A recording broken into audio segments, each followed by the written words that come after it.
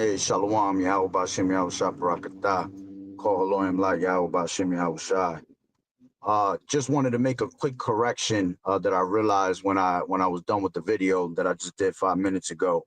When I was bringing out Revelations the 20th chapter and was speaking of the Dark Ages, all right, I ended up saying that King David and King Solomon had these other nations in subjection, which they did, but I wasn't trying to tie it into the Dark Ages because that happened way before the time of the Dark Ages. What I really meant to just say was that we had you had King David and King Solomon that had these other nations in subjection, all right, which that only lasted for a little bit of time, a period of time. I believe it was like for 40 years, something like that.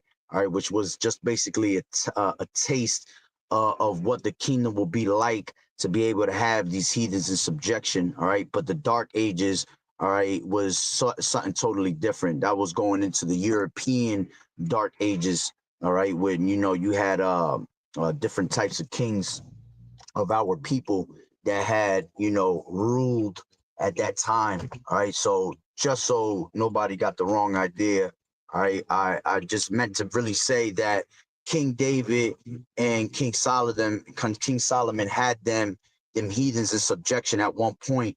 All right, and then we were also able to rule in the time of the Dark Ages for a period of 1,000 years. All right, so I just wanted to make that correction real quick.